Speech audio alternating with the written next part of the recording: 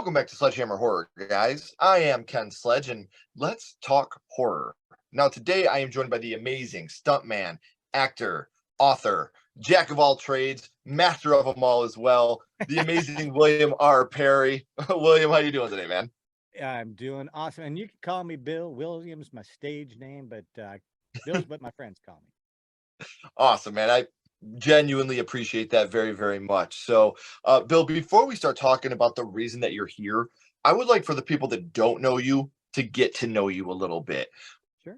You've been parts of these little movies that some of us have, had in our lives, like Nightmare on Elm Street 3, 4, 6, The Lost Boys, The People Under the Stairs, Predator 2. You guys may have heard of some of these movies. Not to mention one of the first horror movies I ever saw, Monster Squad. So, like I said, you've been part of these movies that are just like so influential in the genre. And those are just a couple. Those are a couple drops in the bucket on what you've actually been a part of. But what's it like for you now? And I hate to say it like this, but almost a horror icon. You've been part of movies that have shaped our lives. When I talk to people, they say Nightmare on Elm Street 3, The Dream Warriors, is my favorite in the franchise.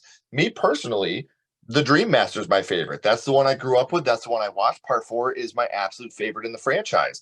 Predator 2, The People Under the Stairs, my wife's favorite horror movie. All these movies that are so influential in the genre, and you've been a part of all these. What's that like for you? It's funny. At the time, it was just work. You know, you were the reason I got a lot of the jobs that I got is because I'm a short guy. I'm like 5'6". At the time, I was maybe 125 pounds. I had arms like a 13-year-old girl, and so they would bring me out to do stunts for young actors and male Mhm. and female. And so it was horror films were the big thing in the 80s. And so there was always a horror film being made. It was just, they were, you know, killing off teenagers just as quickly as they could. And so at the time, I remember thinking, you know, fine, horror films, sad, but nobody's going to remember this, 10 years from now, 2 years from now at the time. And so when you did them, it was fun. I mean, horror films have a tendency to be very slow in production because there's always some Mhm. sort of makeup effect. There's blood, guts, smoke, whatever it is, and it's tough to get it all just right. So you end up sitting on a director's chair quite a bit and waiting for these things. So in some cases, it was uh, kind of tedious, but when you Mhm. you get to go watch them later, and you see yourself diced and sliced and all that stuff. And the funny thing was, I was not a big horror movie fan, especially of the real slicey dicey ones. So watching them was kind of a challenge. And in fact, in the past couple of years, I've been approached to do some autograph signings and conventions and things, and I had to go back and watch them because I'm like, what did I do in that movie again? Because I just hadn't seen it in 20 plus years. And although when I watch it, I go, oh God, that remember, and then all of a sudden the memories come flooding back, and the fun stories and the great people that you worked with kind of come Mhm. flooding back to, and you go, oh yeah, that was fun. So I remember it now, looking back on it after having watched them again, and I have to say, it's very rewarding to find that Sure. somebody's like, "Oh my gosh, Nightmare 3 was my jam." 1985. That was a movie for me. And uh it's like, yeah, and they're like, "Well, what did you do?" And well, I was Will's double when the wheelchair came chasing after him. That was me. That gets hit by it, and I'm like, no way. It's like, Yeah. really? I mean, is that big yeah, and you realize it's a touchstone for some Mhm. people. It's like, no, man, that was like the first movie I saw with my dad that he let me see, a Yeah. PG-13 or an R, or that was the first date with my girlfriend, and she was so scared, and she was like grabbing on to me, and it was like my first time, really getting a good, side hug from a girl or whatever. Right. And when you think of it that way, it's like, you know what, that's awesome. And I'm so Yeah. glad that I got to be a part of those moments for Mhm. them, because it was fun. I mean, I'm blessed beyond. I won the lotto 1,000 times in Right. terms of all the wonderful opportunities I've had to be in these, films that people remember so fondly. And so yeah, I look back on it, and when somebody says, "Oh my gosh, it's so great to meet you," I'm like, really? Oh, I mean, yeah, really, okay. Yeah, That's and I look awesome, back at man. my career and I remember that, yeah, that was very aspirational for a lot of people. And so I don't know if the word honor is the one I would use, but when they say, it's really great to meet somebody that had a chance to live out the dream I kind of had, it's like, oh, okay, I'll accept that. Honor, Right. it's an honor to meet, Nelson Mandela. It's to meet Bill Berry, it's fun, I hope at least. But the thing for us is like when you become a huge horror movie fan, it really is not just like the movies you watch. It really is a lifestyle. And without Nightmare on Elm Street 3 and 4, even without part 6, Freddy's Dead, that was the first movie that was in the horror world. My uncle took me to see that in the movie theater. We had the 3D glasses on, and Oh yeah, that yeah, was I the have a first set of them horror sitting movie I over saw. here. Yes, that was the first one I saw in theaters, and I'll never forget it. I will never forget being in that theater with my uncle Dave, my cousins Nick, Al, Josh, Mike, and we're all watching this movie. And like to us at the time, like we're watching, the Power Glove and stuff like that, and we're just like, this is the coolest thing that's ever happened in my life right now. And because of these movies that you were in, like it shaped the man that I am today. And horror movie fans, people that are in horror movies, whether you are an actor, a director, a producer, a stunt double, DP, anything, you are a huge part of the people that we are. Not just the movies we watch, but the human beings that we strive to be. And I feel like horror fans are the fucking best people in the world, man, because Yeah. they're grounded in reality. They know the difference between fantasy and reality. And we'll spend 5 days picking out a costume, getting the makeup right, so we can go to a con cosplayed as Robert Englund's Freddy Krueger just to meet you and shake your hand. Like that's how much you mean to us. Yeah. So, you've made it to the other side of the fence, as they say, Bill. So Yeah. I'm very happy and I'm very Well, proud. And it's not just that though, man. Like you talk about being an author. His new book, By His Hand, is available now. And I have those links as well as Bill's social media links all down in the description. So if you're a reader, I can't recommend it enough. I'm going to dig back into it tonight after the interview,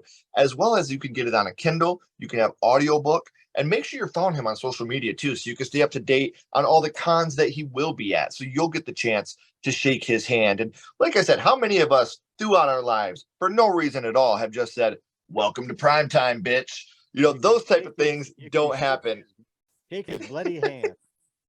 Yes. And when you do Oh look at man. when you look me up on there, Webs Craven is the email or the Instagram one to use. I was also Wes Craven's web developer, if you can imagine.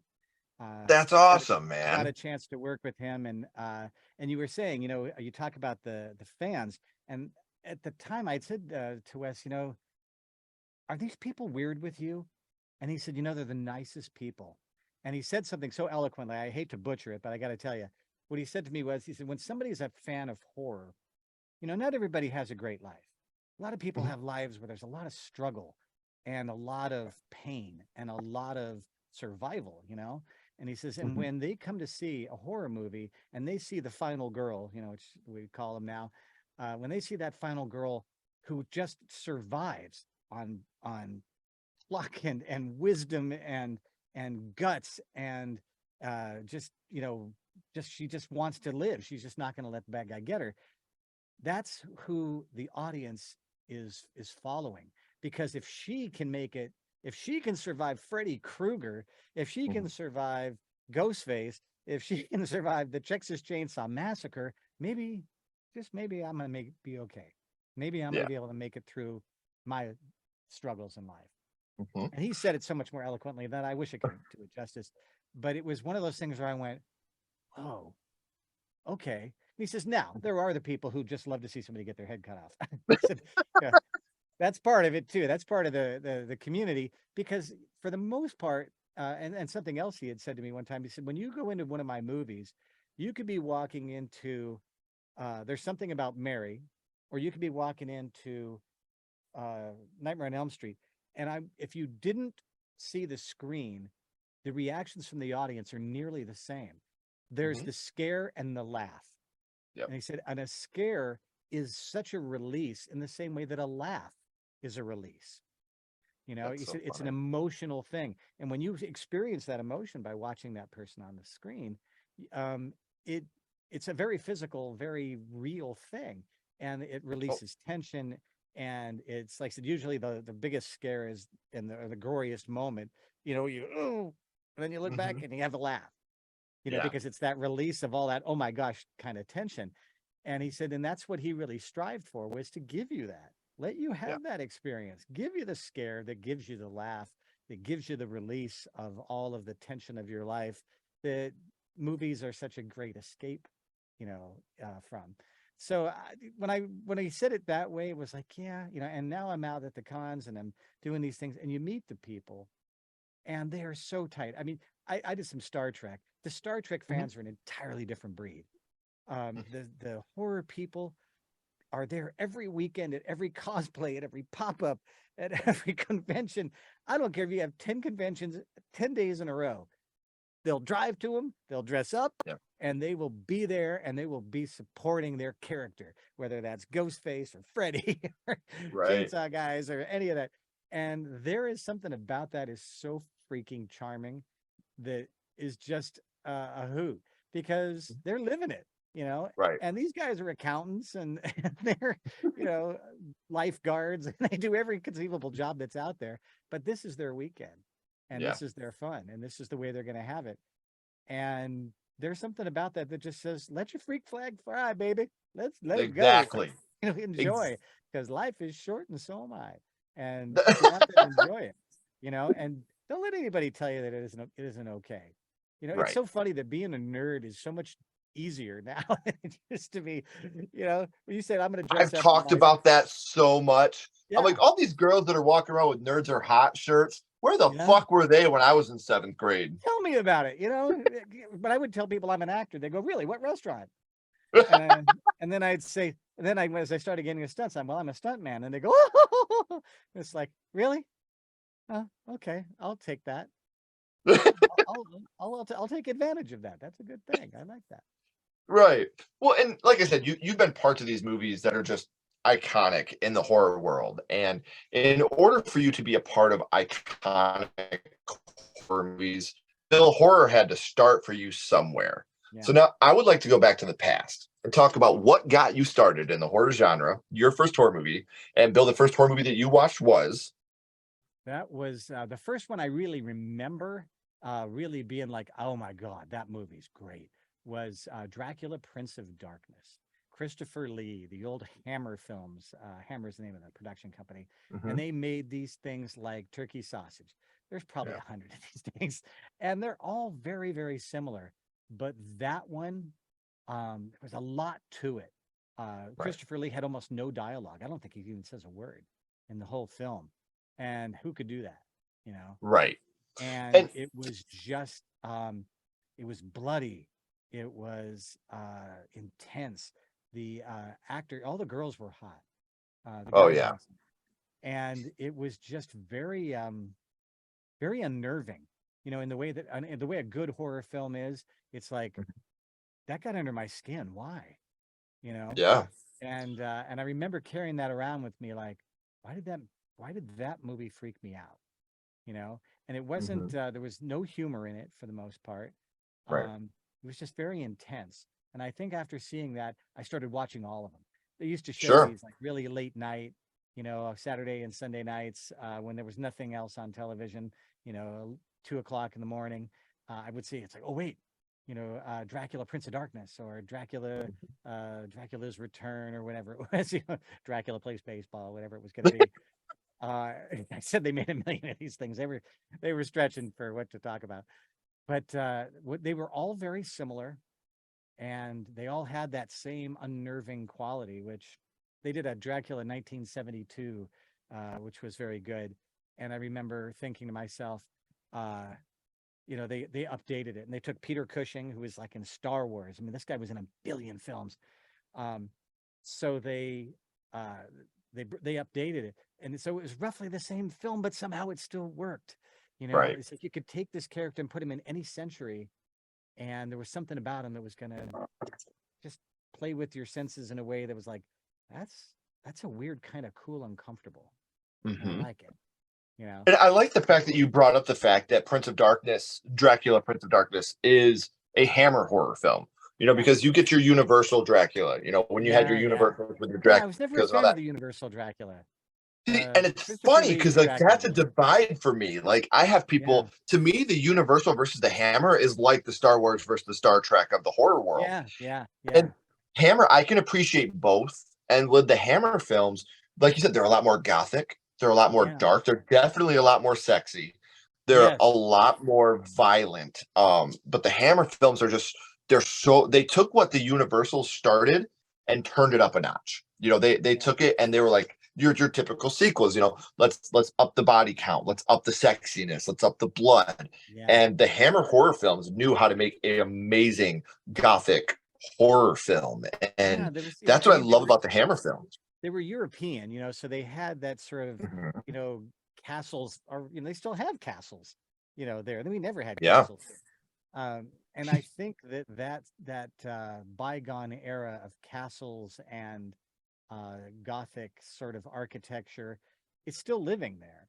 And so I sure. think they really managed to get sink the teeth into it. I'm not going to say pun unintended because it was there, but that sense of it is still there. There's Right. when you go see castles there, the really nicely restored ones, they really give you a sense of what it must have been like to live in these big Sure. cold structures in these dark times. And yeah, I think they just have a finger on that pulse of um what makes creepy, Sure. in the architecture, in the set dressing, the I hate to go into the technical side, but the art direction in those films was great. Oh Um, yeah. the blood didn't look real, but there was something about the fact that it didn't look real that made it eerie. It's like it would just Exactly. gush, and it was thick, and it was a little too tomato colored, but it's Very still, red. yeah, yeah. And so, you knew it wasn't real, but it still worked. Why does it still work if it doesn't? There's so many films now where the gore is so hyper realistic that Yeah. it's a little disturbing. Uncomfortable. Yeah, and not just uncomfortable in that way, but like, Jesus, who wants to see that? You know, there was something like one of the things that really shocked me about the early Dracula movies. They would have his resurrection, and it was something where like they would slit some guy's throat, and they would hang him by his heels, and his blood would drip into Dracula's tomb, and he would sort of slowly form. Very Hellraiser, from that Very. perspective. Um, but the special effects were crap. They didn't have CGI, so they were using Right. these, kind of low budget effects. But somehow or other, I don't know how they did it. I hate to say it over and over, but somehow it still worked. It still shocked you. It still Mhm. drew you in a very emotional way. And that's what horror is about. You Yeah. want somebody to feel like, uh, Jesus, why does that bother me so much? But it does, and it's a good feeling. Yeah. Somehow or other that uncomfortable is a good uncomfortable. Hmm. And Christopher Lee nailed the role of Dracula. Christopher Lee, his Hammer version of Dracula is just phenomenal. When you have him turning around with the fangs, one of the most Yeah, iconic Dracula and the scenes bloodshot of all eyes, time. and yeah, very Yes. vivid, and it was funny. He carried a lot with just facial expressions. My understanding, as I did a little research about it, was that he hated the dialogue that they wrote for him for Dracula, Prince of Darkness, so he didn't do any. And Hmm. like I said, I watched some clips of it the other day, and I was like, does he never speak in this thing? And Right. he didn't love it, and so he said, I think I can do better without a word. And And as an he actor, pulled it off. yeah, and as an actor, that nobody, you go to acting classes and somebody's like, what are we gonna do? We're gonna do mime. It's like, oh, screw mime. It's like, no, mime. If you can convey it with your face and your actions, that's acting. If you need Yeah, words, you're second rate. And so exactly. when I watch those and I realize how much of it and how sexy it was, as a 11-year-old kid watching that, it's like, how does he command those women? I have got to learn how that works. I need to learn that. Yeah, how do you get into this? Is it just a bite? Because if it doesn't Yeah, hurt the a lot, Dracula business, that don't sound too yeah, bad. I could see that. I could do a little of that. And when we did Lost Boys, of course, the mystique of that was probably the first great Dracula movie in my mind. A vampire movie. because they took the sexiness of it, they took the youthful turn on it, Yeah. and the whole, hey man, I don't get old, I don't get ugly. Um, I party all night, sleep all day, no job, uh, hot chicks. This is it. So when they brought Right. that one, I was like, damn it, that's good. God, Yeah. what a brilliant, brilliant idea. And Hmm. again, another one of those ones where I was so like when it was done and they, I'm going to the cast and crew screening and I'm like, I hope this is as good as it looked. Oh, please let this be as good as it looked. And then it was every bit as good as it looked and better. It was scary. It was funny. Uh, it was sexy. It was smart. Uh, well acted. Great. I mean, you look at almost every one of those actors is freaking Academy Award nominated. You know, Yeah. so no cheap crap there. Everybody was good. And Right. another one of those ones where it's like when you do it. When I found out it was a vampire film, I didn't know what Lost Boys, man. I thought it could have been Peter Pan. You know, Right. and I got to do Hook, so I was a Lost Boy eventually. But doing Yes. that one, I'm like, it's a vampire. No way is this. It's a vamp. No way. Really? Come on, this is so cool. And you just, you're like, oh my gosh, I can't believe it. This is so cool. I get to be in a vampire movie. Yay! So another one of those lotto winnings. Didn't And never now win it's the one of the actual lotto, but I won it. I won it in every other way possible. well, now The Lost Boys is one of it's a fan favorite vampire movie. Oh, The two that I talk about the most is The Lost Boys and Fright Night. Those are the two vampire movies I oh, talk about the Fright Night. most. God, I love Fright Night. Such a Yes. great film. So well Yes. done. Great, and again, great actors, memorable performances. Um, they're not a B movie, but it had a lot of B movie aspects to it. But it Hmm. also went back to the old Hammer stories, the attractive, sexy, vampire, and he goes out, he gets all the girls, and the guy's got to fight him, he's got to be his own Van Helsing at that point. But that kind of, it fit the formula perfectly. And I just thought it was Yes, it did. really, really well done. One of my all-time favorites, man. And Wasn't in but that, but these I wish I movies, was. well, those movies don't exist without movies like Universal's Dracula or Dracula: Yeah. Prince of Darkness. And we know you were about 11 years old when you had seen Prince of Darkness, but do you remember who you were with the first time you had seen it? I was alone. I remember that pretty Oh, vividly. Yeah, and I again, it was late at night. Everybody else in the house had gone to bed. Mom's in bed, brothers are in bed, and I was just up. Bit of a night owl, certain points in my life, not for any good reason, just because I'm in a big family and I think it was just quiet. And so right. flip on the TV, get up some popcorn and just watch something. And I remember it being so quiet you know 2 o'clock in the morning in the old days quieter than it is now. You don't have a Yeah. lot more people working nights. But I remember it just being deathly quiet, and that was a big part of the mystique of watching the movies that late at night, was that you're on your own here. Ain't Mhm. nobody coming to help you. You're not Right. going to scream and yell and go run into mom's room and go, Mom, I scared the crap out of myself. uh, but there was a thrill to it. I mean, a real adrenaline pump, to it, Hmm. because you were watching something scary and you had to watch it all by yourself. Anything that scared you, you were on your own here, pal. And I think that was a Right. big part of it. So yeah, being by myself, and I watched a lot of them at that hour because that's just when they came on, and everybody else would be asleep. So yeah, Mm. Well, and this is a movie that is very, very effective. Whether you're 11, whether you're 25, whether you're 37, yeah, this they hold movie is up. still very effective in the world of Dracula. So, do you remember which scene it was that affected you the most? I think the thing that I actually have to believe, this movie caused me recurring nightmares that happen to this day. Hmm. When he dies at the end, I believe the way they killed him, they couldn't stake him, and so they pushed him outside, and he walked out, and he's out, very gothic Christian, misery thing, and the sun burns him, and it just burns him to a crisp, and he falls to the ground, and as he lands, he's just a pile of ashes, and the wind carries him away. Hmm. And I've had nightmares where some sort of disease, comes on me and my skin just becomes like paper and it's very fragile and it just dissolves away. Right. And I think that movie caused that imagery. I'll have to talk to my wife. She's a psychologist and see what my psychosis comes from. But that movie and that nightmare are very, very similar. And I have to Hmm. believe that it shocked me and scared me as a kid. Um, and that it carries on now to where it's like, yeah, you want to go back. I mean, and Wes even had said a long time ago that when he makes a scary movie, the things that scared you when you were 10 years old still scare you. You've just learned to Hmm. deal with it. Right. So if he can put you in a movie theater and make that real again, make the monster Hmm. in the closet or the monster under the bed or the guy with the knives for fingers, if he can make that real for you again, if he can make that believable, you go right back to being 11 years old, sitting, on your couch, looking through your hands, going, "Oh God, what's going to happen next?" Yep. And he uses the same things, the very same things that scared you back then, still scare you now.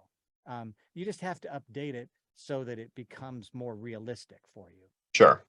Yeah. And what I love about this is, like you said, Dracula, Prince of Darkness. This movie has stood the test of time, Yeah. and people still to this day are talking, obviously, about this movie and how important it is. Now, we just kind of got a Universal Dracula reboot with Renfield. Yeah. Would you like to see them try to tackle a Dracula, Prince of Darkness today as like a remake or a reboot? I think I would, but I really would want them to, they did Dracula back a handful of years ago, Keanu Reeves and Hmm. Winona Ryder. Oh, what was his name? The guy that actually played Dracula, Gary Oldman. Gary All Oldman. all strong actors, and they tried to go back to the original book, but it wasn't successful when they make a Simpsons episode out of it. They just, I don't know how they missed. Great, like I said, good performances. Keanu Reeves a little wooden, but sorry, Keanu, if you're watching, we don't know each other. But it just didn't work. Right. When they did De Niro as Frankenstein, I think it was much stronger. And they didn't go back to the bolts in the neck and that sort of stuff. They tried to stay a little more true to the actual original book. Hmm. And one of the values of the old Universal ones is they didn't try to stick to the book so much. They stuck to the parts that they figured would scare you, and they Right. didn't get into what does the monster feel. Who gives a crap what the monster feels? The monster needs to The do just monster. let's get his mayhem on and get it done. You know, Right. and I think there is something to that. I think that's one of the reasons was they didn't try to show the monster as this anti-hero that you feel sorry for. No, that monster's a monster. Get out there, Hmm. chew him up, slash him up, bite him, whatever you got to do. Exactly. And I think, it's funny. They tried to do a remake of Psycho years Hmm. ago, and Vince Vaughn, and they did it shot for shot. Hated Uh, it. they did it just exactly like Hitchcock did. Hmm. And I watched part of it, and it was like, you know what? I've seen this. Yes. So maybe trying to do a shot for shot isn't going to do it, but Mhm. I think they need to distill it down and say, why did this work? Why does it still Right. work? Is it Boris Karloff's performance? Is it the black and white? Some of those films they did black and white, but they didn't have to. Sometimes Right. black and white was an intention. Um, Hmm. and I think there's some great directors out there. I think they worry too much about how much money they're going to make and how much money it costs and how much CGI they're Sure. going to use. Um, I think one of the great reasons Wes was so successful was he started out making movies for literally an individual movie theater Hmm. back in Ohio someplace. They said, "Hey, we have like $30,000. Can you make a movie?" And he's like, "Yeah." And so he did Hills Have Eyes or Right. Last House on the Left, or whichever was his first one. And he stuck to what scares you and worried Hmm. less about how much it was going to cost. And let's just get some good performances. Let's get some scary things. Let's make a good story and Right. scare people. Um, and so That, I think it would be tough to do Dracula or Frankenstein again. But I would love to see somebody good do it. Somebody who mhm. just gives a rat's ass about what anybody else thinks and is going to do it, and make himself happy and not worry Right. about how it screams. Because I'm sure all those movies were, you know, uh, panned in their day. King Kong was, all these ones were panned. But here we are talking about them 100 years. See, and you were talking about the Psycho remake, and I don't. If you like the original Psycho, I don't think you can hate the remake because, like you said, it's shot by Yeah. shot. Maybe you can argue that the performances weren't as solid, but I hate the movie because it's so unnecessary. If you, for me, the Yeah. perfect Why'd you remake, make this again? right? The perfect remake to me is when you take the bones of the original movie, but you put your own organs and your own skin over top of it, and you make it your own. Like you said, I've already versus seen aliens. this. I Watch the don't movie. Watch the movie Alien, and then watch the movie Aliens. Textbook how to make a great movie, and then how to make a great movie sequel. exactly. Everything about the first one that is like, now there's 100 of them. Fuck me. Now what are we gonna do? You know, that that's movie making where it's like they made the story original by giving you people you cared about and then put Hmm. them in this situation and taking the final girl again and making her survive once again with Exactly. luck and wit and smarts and sheer will, you know. So yeah. Strength. Get away from her, you bitch! Yeah. Yeah. Oh, I mean, when she said that, there was applause in a movie Mhm. theater. Sigourney Weaver. And you know what Sigourney Weaver is looking at when she's making that movie? She's looking at a tennis ball on the end of a stick. She didn't see that monster in most of those scenes. She's Right. literally looking at a tennis ball on the end of a stick. There's How okay, and that's there's a the monster. incredible part of You it. get to imagine that stuff. Right. That's acting, Um, baby. 100%. What and Sigourney Weaver, what a goddess. You know, Yeah. she's If been she in so didn't, many movies that have also she shaped my lost to life. Cher. The Right. Academy Award went to Cher that year for Moonstruck. Give me a break. Yeah. It's the easiest movie in the world to do. There's ham-fisted acting, horrible. But watch Sigourney Weaver. Look at the look on her face, and recognize that while we're all imagining what she's seeing, she's literally looking at a tennis ball on the end of a stick.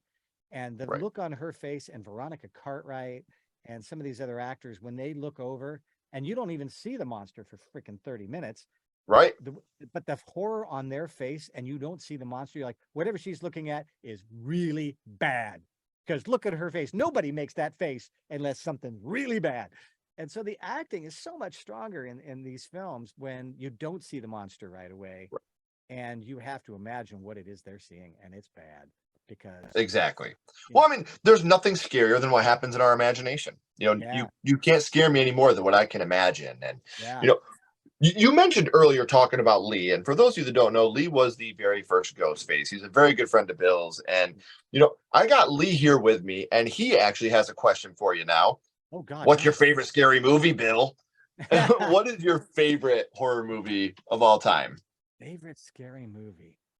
Gosh, you know, and it's maybe it's not a classic scary movie, but Aliens, I have to say, I think was the best made, best acted scary film. I remember watching that movie literally through my knees. I'm in the movie Hmm. theater going, oh shit, oh shit. And I remember there was a certain sequence where they're flying they're getting, you know, they're flying off the thing. And I remember turning to the person watching the movie with me and I said, they're not showing the credits. He's like, what do you mean? I said, they're not showing the credits. It's not freaking over. It looked like Right. it was over. The music was doing that, you know, symphonic swell that told you the movie's, you know, the character's going to be fine now. We're all happy now. Where everything's fine. And that's when Bishop gets cut in half by the big mother alien. Yep. If that didn't make you crap your pants, there's something wrong with you. You are insensate. You are robotic. If that didn't scare the crap out of you. And so Oh, that that's movie, fucking I just incredible. remember every part of that movie was so well done. It was to me truly almost perfect movie, almost Mhm. perfect. So yeah, Very hard to argue, and it's in my top. You know, I think it's one of the best sequels of all time. I put it up there with The Empire Strikes Back, Evil Dead yeah, 2. yeah, You know, like these movies, Terminator 2. These movies that show yeah. you how a sequel should be made. You do what the first one did, and you try to up the ante. You don't try to replicate what they did. It's already been done.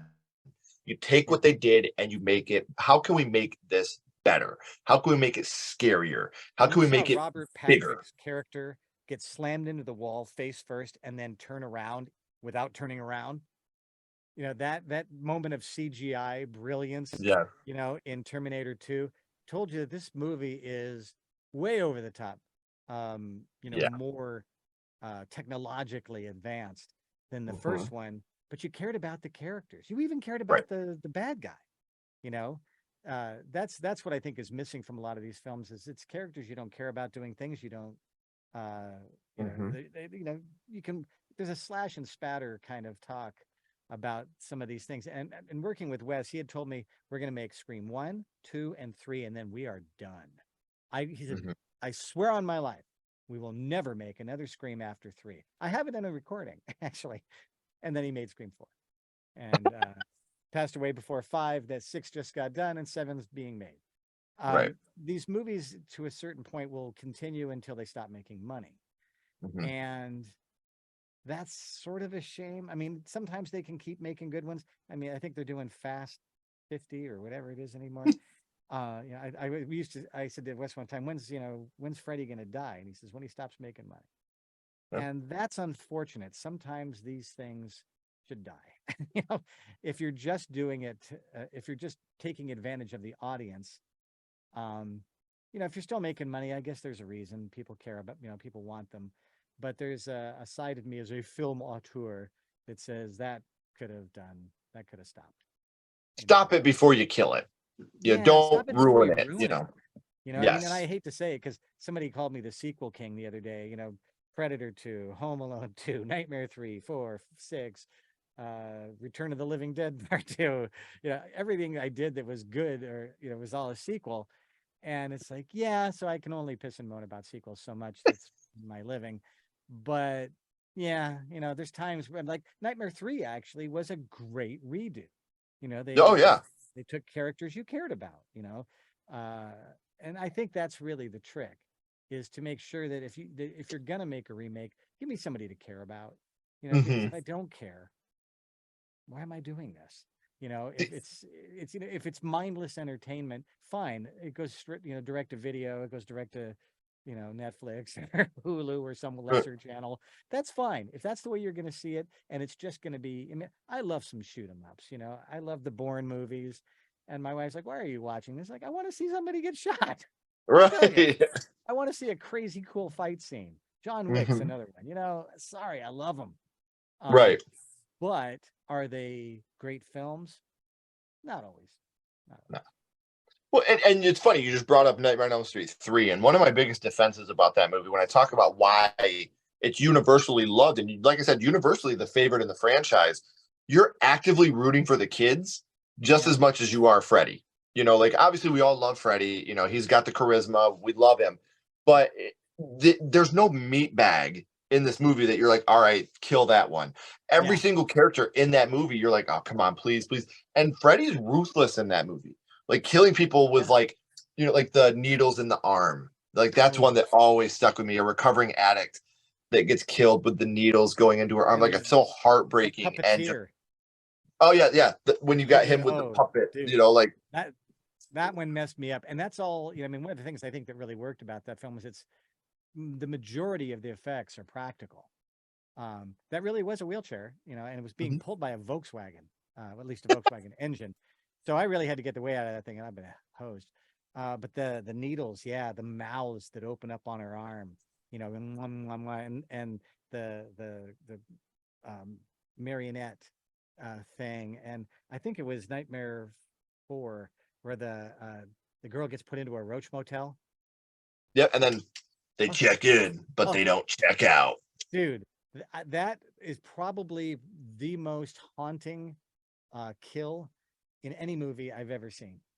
When Well, she's because the right roach before and that, when she's she tries to get up and it tears her in half. Oh, she's doing that's the bench and probably. her arms break at the elbow, and Oh, she gets dude, up. and the Yeah. sound, oh, Yes.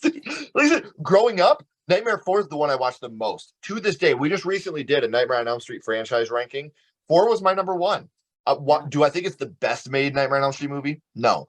But I didn't say it was the best. I said it's my favorite. And I will stick to that to the day I die because, yeah. like, there's so many things in that movie. Hey, Sheila, want to suck face? There's so many things in that movie that stuck with me growing up that I just absolutely love. So, man, Okay, I have a Nightmare 3 question for you. yeah. How did she kill herself by shoving her head into the television set? Why did they say that she died as the result of a suicide? Have you Right, ever just seen running anybody and able to jump vertically 3 feet hard enough to shove their head into a television set. So hard, in fact, that it not only kills them, but they hang there.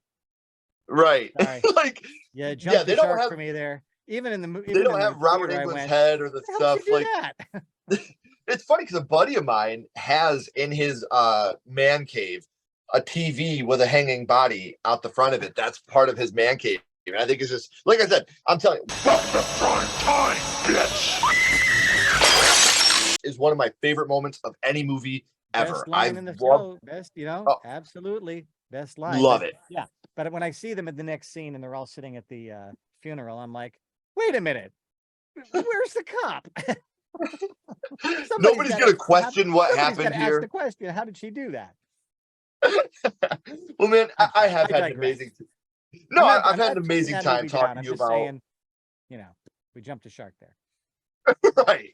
Well, I mean, talking about your first horror movie, talking about some of your favorite horror movies, and some of the things that you've been in is fucking incredible, man. But before I let you go, we always bounce back to the same question.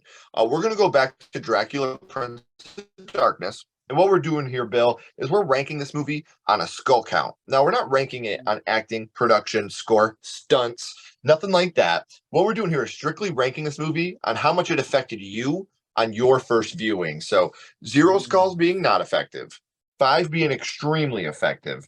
You can use half and quarter skulls anywhere in the middle. Bill, what would your ranking of Dracula Prince of Darkness be? I think because I remember it to this day, practically 50 years later, I got to give that 5. And I think it started me down a path of appreciating those films. My mom wouldn't, was much more against those kind of movies back in the day. And she'd let us watch almost anything. But I think she was a little worried about those films. And I think that added to the mystique, of it all. Right. But I really feel like when I judge a lot of movies and scares and spooky and gothic and all that stuff by that standard. So if it's that good that you rank all other scary films by that film, you got to give that 5 because it's the pinnacle, it's the top. I thought you were gonna That's say how it 100. affected I you. was gonna make it easier.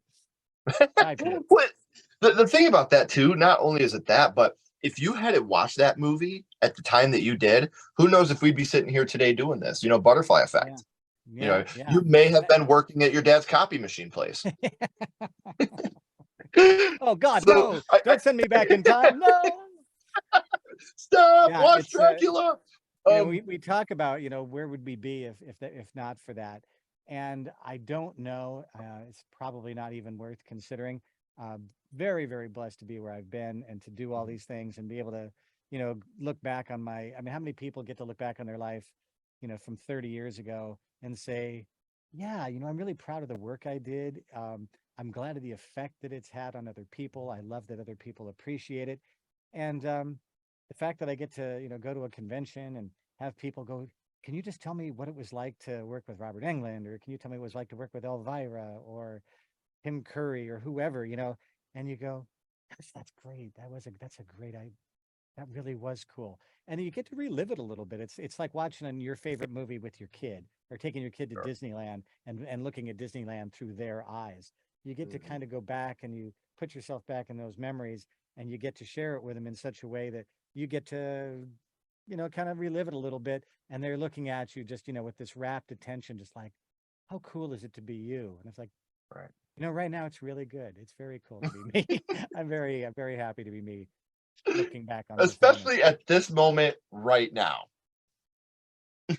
Yeah. Well, man, again, Bill, I want to thank you so much for taking your time to come on here and talk to us about your first horror movie and some of the things that mean a lot to you.